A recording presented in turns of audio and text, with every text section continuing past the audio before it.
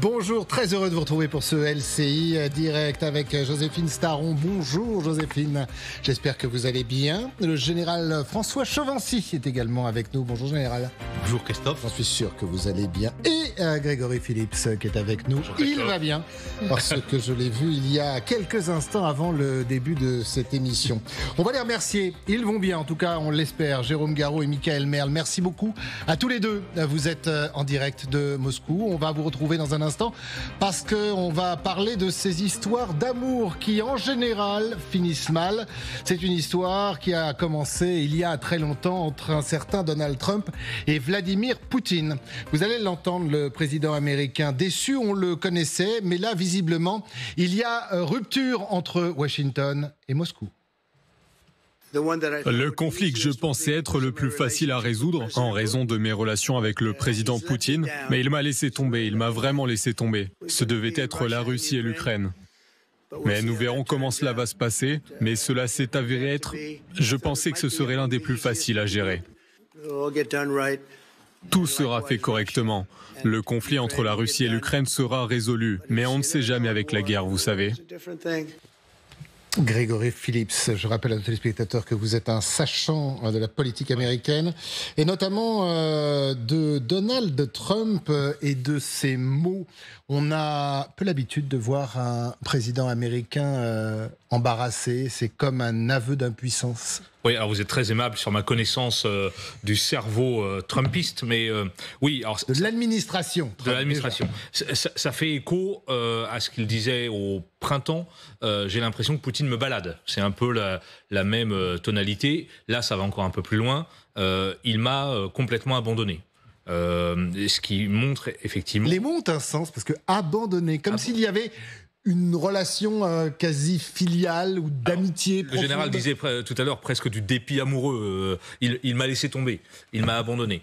Il faut quand même mettre ça en relation avec le fait qu'il n'y a pas si longtemps, enfin on a l'impression que c'est une éternité, mais mi-août en Alaska, il recevait son ami Poutine avec un tapis rouge et il expliquait combien les deux hommes s'entendaient excellemment bien. Et dans les 2 semaines d'ailleurs, on va organiser une rencontre Poutine-Zelensky. Donc vous voyez, l'attitude de Trump peut varier. Et puis en début de semaine, souvenez-vous, à la Maison-Blanche, notre correspondante Sonia Dridi interpelle le président américain, lui demande: qu'allez-vous dire à Zelensky la semaine prochaine aux Nations Unies? Et il pointe clairement du doigt Zelensky en disant: je vais lui demander de faire un accord, c'est à lui de trouver un accord. Sous-entendu, si la guerre continue, c'est à cause de Zelensky. D'ailleurs, je crois qu'il a répété hier, cette guerre, c'est la guerre de Biden et Zelensky.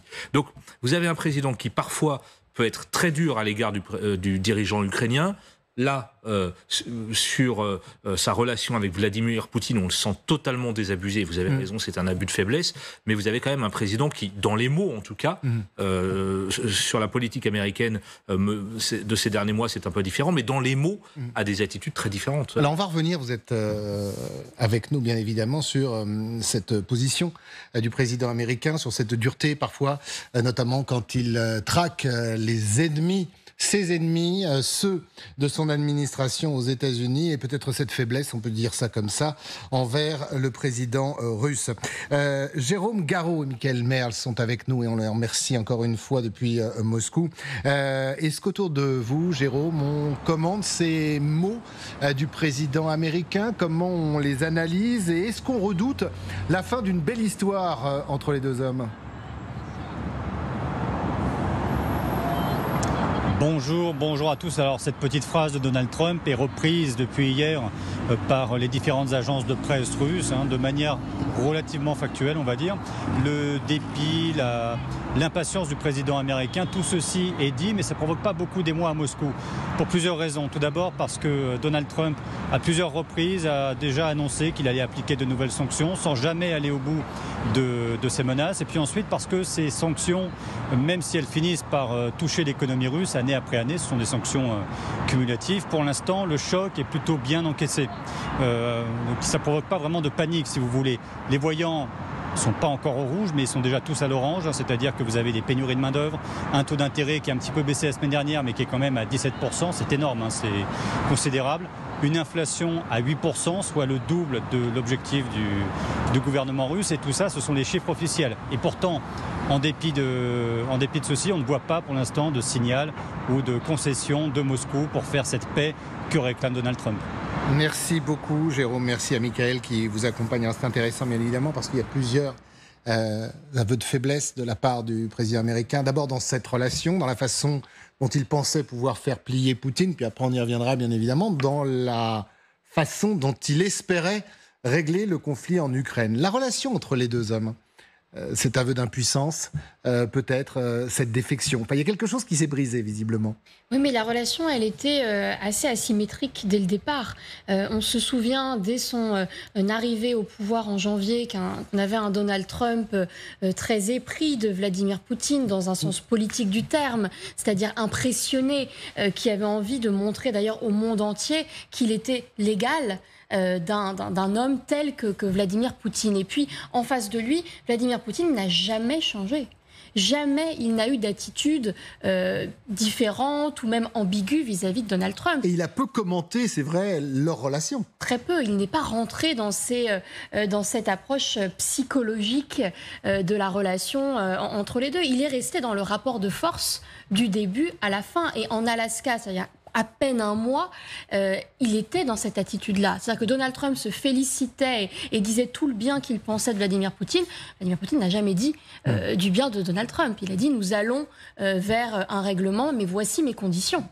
Et il n'a jamais dit autre chose. Donc la déception, bien évidemment, il a même dit, d'ailleurs, qui vient de Washington, c'est normal. Il a même dit sous votre contrôle, ce dossier se réglera quand il y aura des gens sérieux pour le régler. C'est même pire. Oui, alors ça peut aussi effectivement être interprété à l'encontre de Donald Trump, mais Vladimir Poutine est intelligent sur ce sujet. Il sait depuis le début manipuler presque Donald Trump, c'est-à-dire qu'il sait quand il va parfois un peu trop loin, et puis il lui redonne des gages de sympathie, de confiance. Et ne sous-estimons pas Donald Trump qui admire, non pas forcément Vladimir Poutine lui-même, mais en tout cas ce qu'il incarne, c'est-à-dire un dirigeant qui est dans un rapport de force, qui tient son pays, qui tient son économie, qui tient son armée. Et pour lui, c'est un symbole de réussite politique qu'il aimerait pouvoir incarner. Donc, on est dans une relation qui est asymétrique depuis le départ. Là, Donald Trump est effectivement vexé, blessé. Vous l'avez dit, c'est pas la première fois, loin de là. Les termes semblent différents. Oui, c'est un sentiment très personnel, mais la voix, la posture générale. Alors moi je dirais que d'abord il reconnaît finalement avec humilité ce qui change. C'est pas le discours auquel nous sommes habitués. Il est humble en disant finalement je me suis planté, j'obtiens pas ce que je veux et je reconnais que je n'y arrive pas. C'est déjà un moyen de sortir de la pièce. Donc déjà il l'annonce, il confirme ce qu'on ressent depuis des semaines. Il y a un moment il se rend bien compte qu'il n'aboutira pas.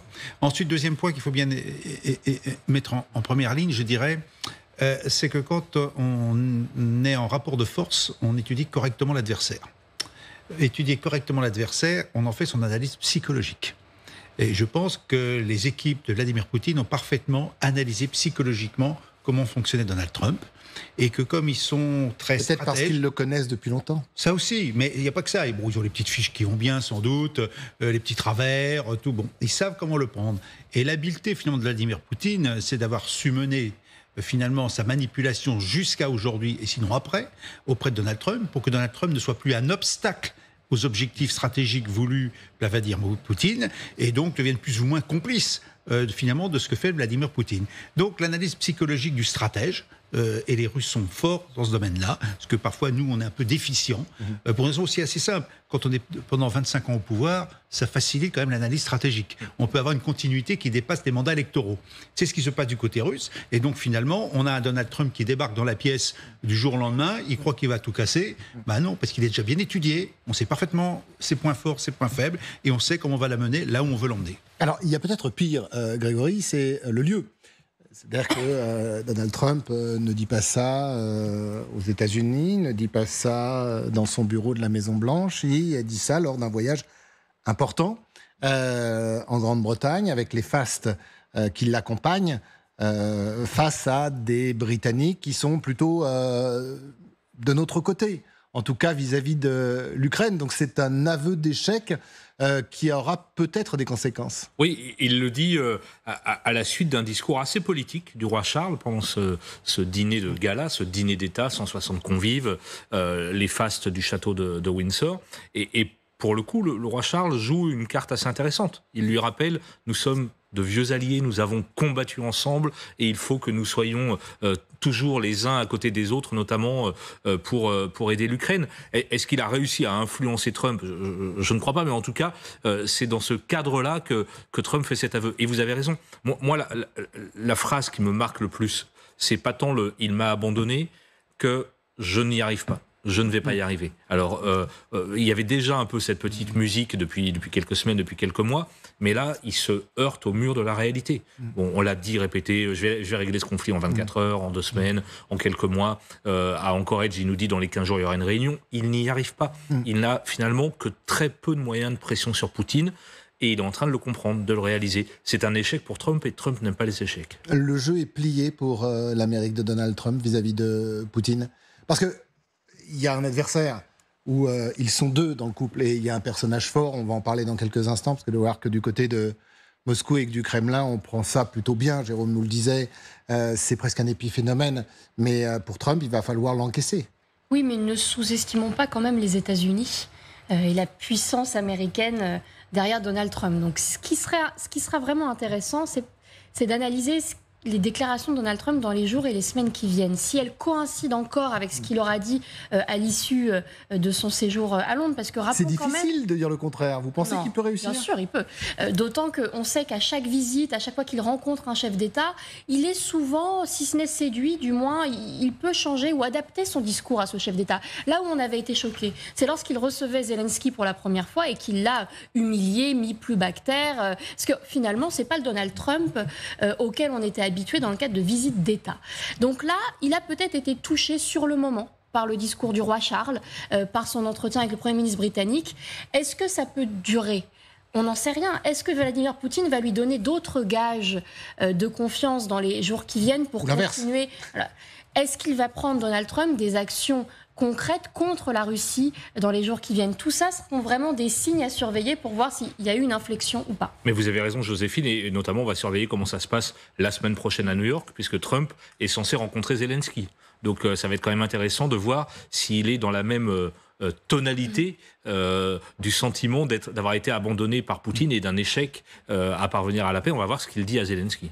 Je vais interroger le général parce qu'il m'a l'air un peu plus sceptique quand même sur un revirement ou sur les chances de Donald Trump de convaincre son ex-ami Vladimir Poutine. Et on va rajouter une petite pièce dans le nourrin si vous êtes d'accord. Sergueï Lavrov, le tout-puissant ministre des Affaires étrangères russe. Voilà ce qu'il dit à 2 reprises sur les relations avec les États-Unis. Ou pas d'ailleurs. Кому-то может казаться, что обмен территориями или попытка соблазнить Путина восстановлением торговли с Америкой может остановить войну, что это искусственно созданное Байденом и его командой. Alors voilà, vous l'avez compris, c'est pas traduit pour celles et ceux qui ne parlent pas russe. Je comprends que ce soit compliqué. Et vous l'avez fait exprès pour ceux qui parlent russe et qui l'ont en version originale. C'est l'avantage de cette émission, c'est qu'on fait tout en version originale et en direct.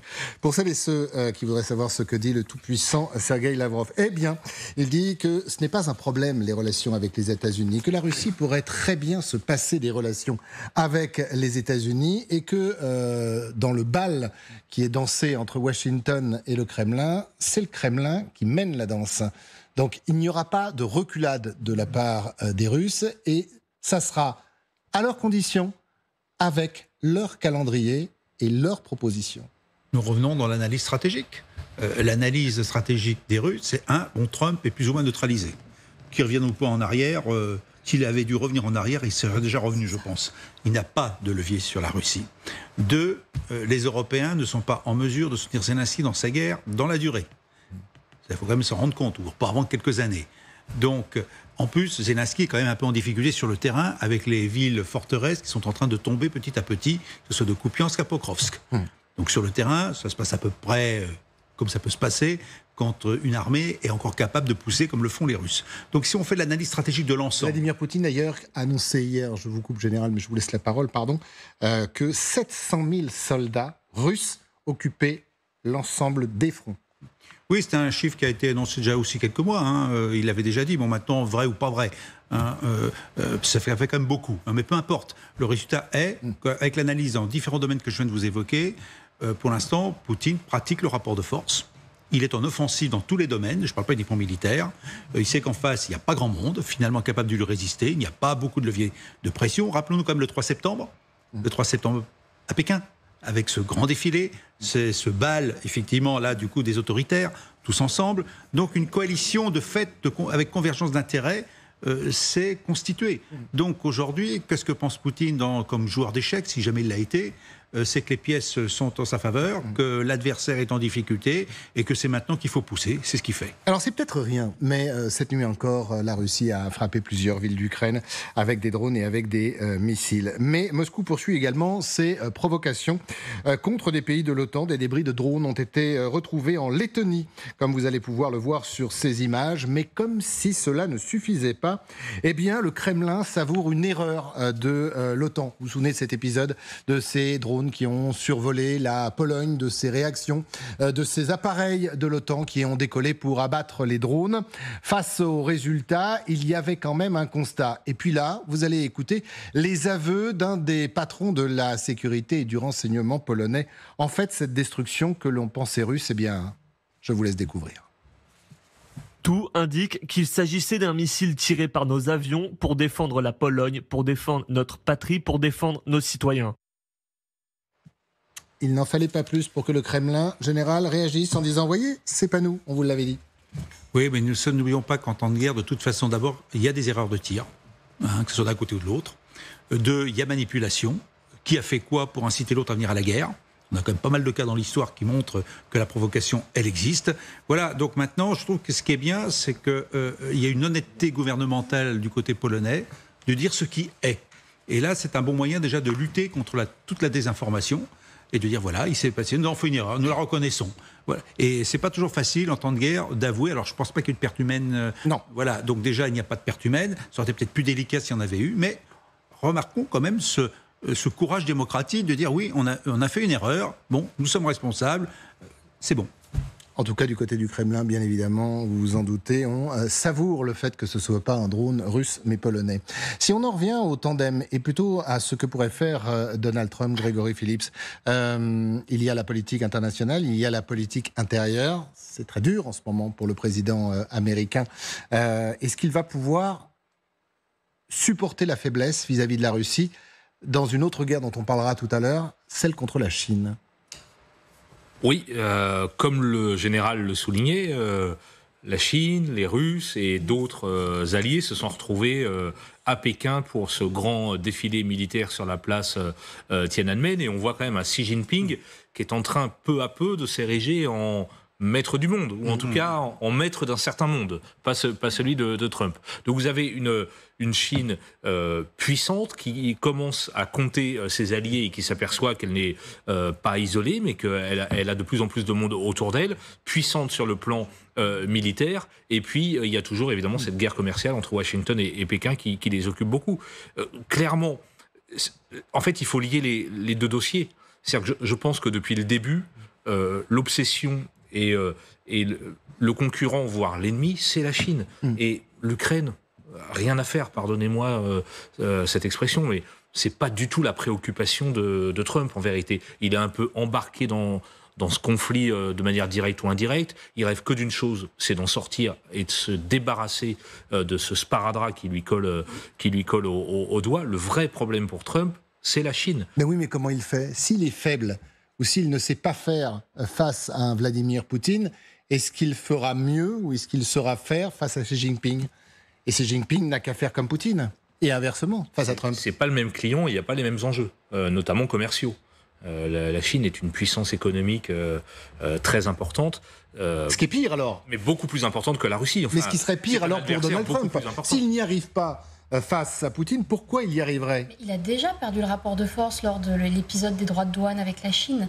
Autant il a gagné sur les Européens, il nous a humiliés, autant sur la Chine, il n'a pas réussi parce qu'il a été face à un dirigeant qui ne lui a rien cédé et qui, comme Vladimir Poutine, mais je suis d'accord, la Russie et la Chine ne sont pas comparables en termes de puissance, n'a pas cédé et est resté dans le rapport de force. C'est quand même quelque chose que Donald Trump respecte, il faut toujours avoir ça en tête, qui peut-être d'une certaine manière aussi l'amuse dans un sens politique du terme, géostratégique du terme. Et ce qu'il voulait avec Vladimir Poutine en revenant à la Maison-Blanche, c'était s'en faire un allié pour le désunir de la Chine. Et briser un autre couple. La guerre en Ukraine est une épine dans le pied de Donald Trump parce que ça l'empêche de restaurer de bonnes relations avec Vladimir Poutine dans le seul but de l'éloigner de la Chine.